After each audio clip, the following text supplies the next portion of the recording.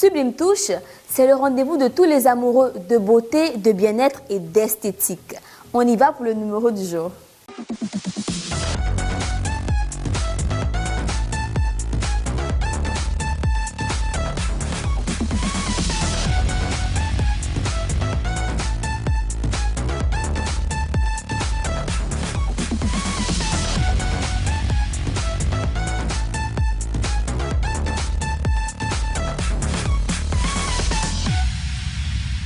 Au sommaire dans Infoglossy, nous parlerons de l'anti-cerne, utilité et variété.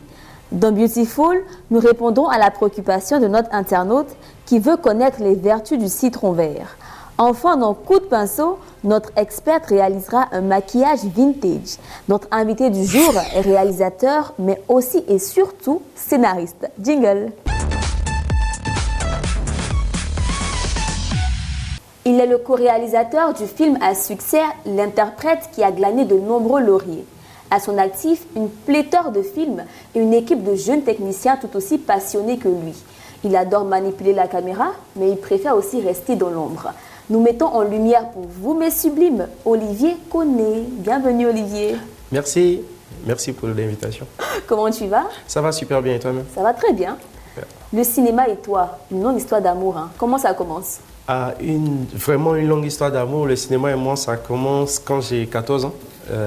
Quand je suis au lycée, j'ai commencé à raconter des histoires en écrivant des textes et je pensais que j'écrivais des scénarios.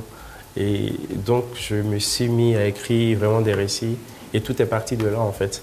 Après, j'ai eu le temps d'apprendre, de rejoindre des équipes, d'avoir la confiance de certains réalisateurs qui m'ont donné la chance d'apprendre auprès d'eux. Et donc, c'est parti de là. En fait, tout est parti de l'écriture. D'accord, de l'écriture, raconter les histoires, c'est ce que tu aimes en fait. J'adore raconter les histoires. D'accord. Avant que je te pose la question phare de l'émission, dis-moi, quel est le secret, la recette miracle pour avoir des films à succès? Pour faire un film à succès, comme je dis, je pense vraiment qu'il s'agit de raconter une histoire qui plaît au public. Il faut connaître son public déjà. Et donc, écrire une histoire qui entre dans ses aspirations. Et très souvent, quand l'histoire est bien écrite et que tu as un bon casting en général, normalement, ça devrait pouvoir plaire au public. Après, le public n'est pas très technique. Donc, il faut déjà raconter une histoire qui lui parle et en général, ça passe. Maintenant, la question phare dont je parlais, quel est le secret de beauté ou de bien-être d'Olivier Koné? Secret de beauté ou de bien-être, en général, il faut dire que je n'ai pas forcément de secret de bien-être et de beauté. Je ne suis pas très beauté, bien-être, malheureusement. C'est quelque chose que je pense pouvoir corriger ou bien que je devais corriger. Mais sauf que je dors énormément. Je dors énormément. Moi, je suis un gros dormeur. Je dors déjà à partir des 21h, je me couche. Donc, quand je ne suis pas en tournage, vraiment pour être d'aplomb, pour être zen, je suis énormément sommeil. Je fais également du sport. Ce n'est pas toujours évident, mais quand j'ai le temps, je suis très souvent en salle aussi pour quelques moments. De maintenir la forme, transpirer un peu, c'est important. Si, c'est super important pour moi. Donc dans ce cas, c'est le sommeil. 8 heures de sommeil en fait, minimum, non? Oui, minimum, 8 heures de sommeil minimum. C'est vraiment ça, 8 heures de sommeil minimum. Et comme je dis, quand je ne suis pas en tournage, je suis un gros dormeur. Par contre, quand on est en tournage, ça devient un peu plus compliqué parce que le stress de la préparation, etc. Prend le dessus, tout ça. Voilà, c'est ça. D'accord. Nous avons une experte sous le plateau, Olivier, et elle a un nom particulier. D'accord. Comment tu vas, la Ribonstan? Je vais très bien. Alors, avant que je te pose la question de savoir ce que tu vas réaliser aujourd'hui, dis-moi, d'où vient ce nom original, la Ribonstan? D'où ça vient ça? On me la pose toujours. En fait, la rimonstance, ce n'est pas un mot qui est dans le dictionnaire. C'est un mot que j'ai créé moi-même pour définir tout ce qui était beau, tout ce qui était bien. Donc, en gros, rimonstante, c'est quelque chose qui est bien, quelque chose qui est beau. D'accord. Donc, quand une femme est belle, bien mise, elle est rimonstante. En fait. Elle est rimonstante. Et donc, un homme qui est bien, il est rimonstante. C'est ça, il est rimonstante. En tout cas, merci beaucoup pour cette découverte. Dis-moi maintenant, qu'est-ce que tu vas réaliser aujourd'hui? Aujourd'hui, je vais vous réaliser un maquillage vintage. C'est quoi un maquillage vintage? C'est un maquillage rétro en quelque sorte. Ça promet, hein, n'est-ce pas? Ça promet. D'accord. On te laisse à tes pinceaux et nous partons tout de suite avec vous pour Infoglossy. Avoir des cernes ou des poches sous les yeux peut être très gênant et peut même créer des complexes. Heureusement qu'il y a l'anti-cerne, une belle révolution dans le domaine de l'esthétique qui permet de camoufler ces petits problèmes. Quelle est son utilité? Quelles en sont les variétés? On vous dit tout dans ce reportage. Ne partez pas.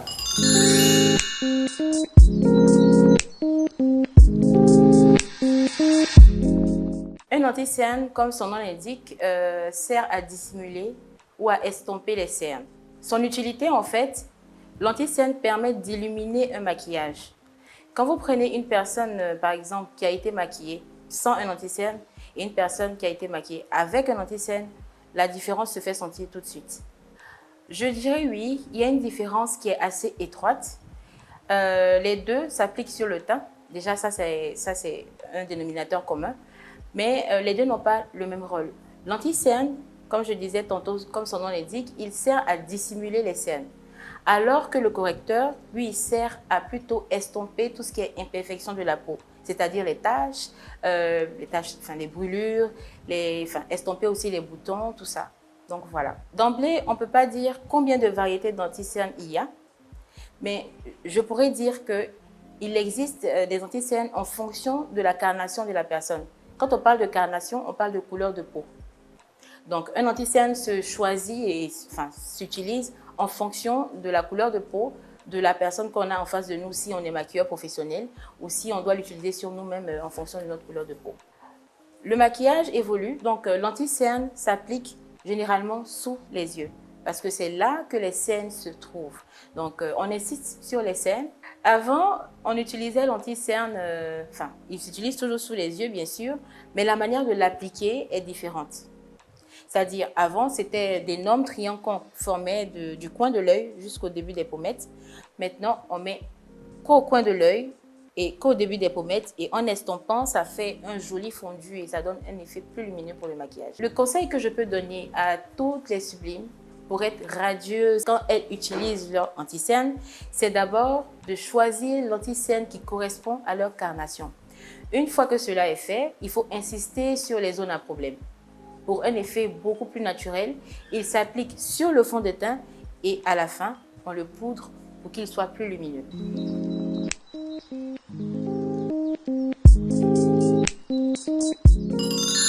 Merci à notre intervenante pour ces éclaircissements. Honnêtement, Olivier, je remercie la personne qui a créé les anti-cernes.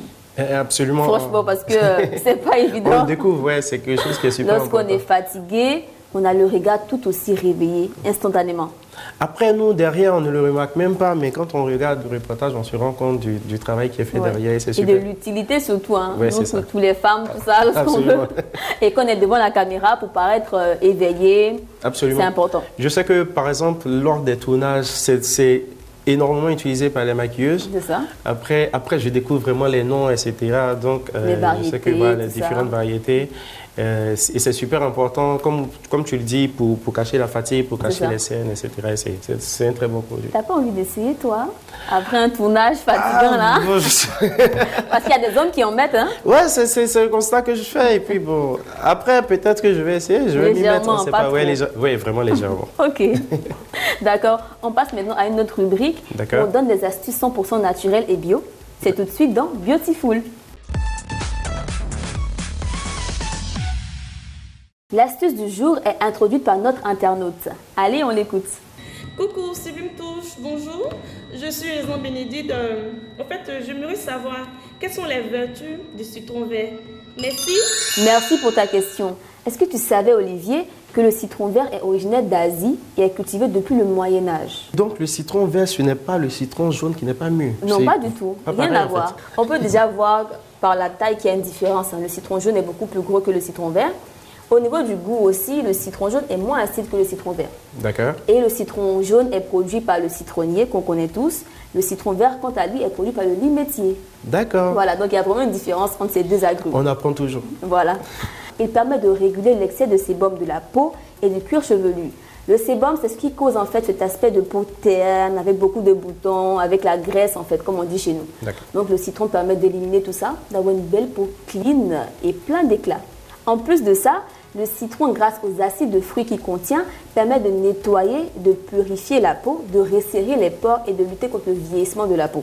Tellement de choses, hein. Mais vraiment, hein. Aussi, il permet d'éliminer les taches noires de la peau. Donc, tout un cocktail pour avoir une belle peau éclatante et très fraîche. Grâce à sa forte teneur en vitamine C, il permet d'unifier la peau et de donner cet aspect éclatant, une peau éclatante de beauté. Voilà, ma sublime, c'est tout pour les astuces du jour. Olivier connaît.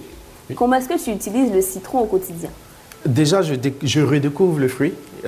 L'agrume, je ne savais pas qu'il y avait différentes qualités de citron. Oui. Donc, j'ai appris quelque chose aujourd'hui. En général, nous, on l'utilise quand on veut perdre un peu de gras. Dégraisser, Voilà, tout ça. on l'utilise en infusion ou bien mélangé à du gingembre. Et que je bois régulièrement. Quand je suis sur les tournages, je l'utilise aussi contre la fatigue. Oui. C'est-à-dire que du jus de citron mélangé à du gingembre. Et très souvent, ça passe crème. Tu bois toute la journée et c'est très bon. Donc là, en fait, c'est le secret d'un grand réalisateur. Pour lutter contre la fatigue, il faut simplement boire du jus de citron. Simplement. Avec du gingembre. Avec du gingembre et sans sucre. Sans sucre, précision. Merci beaucoup pour l'astuce. Bon, comme tu aimes bien les pinceaux, je te laisse faire le lancement. Donc, on part maintenant pour... Coup de pinceau. C'est ça, coup de pinceau. Pour ceux qui nous prennent en marche, nous sommes dans Coup de pinceau avec la ribbonstante qui devait réaliser un beau maquillage vintage qu'on découvre maintenant. Waouh, c'est très beau, hein? Oui, c'est très beau. En tout cas, c'est très réussi, hein? C'est très très beau. Tu avais une question, Olivier? Oui, ma question concernait les pinceaux.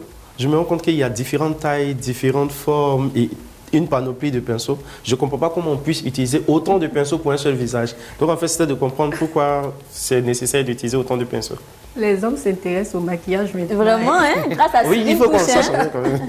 Ok. En fait, il y a beaucoup de pinceaux parce que déjà pour tracer les sourcils, il y aura un pinceau pour brosser, il y aura un pinceau pour définir, il y aura un pinceau pour mettre le concealer qu'on a vu tout à l'heure. L'anti-cerne? Voilà, l'anti-cerne.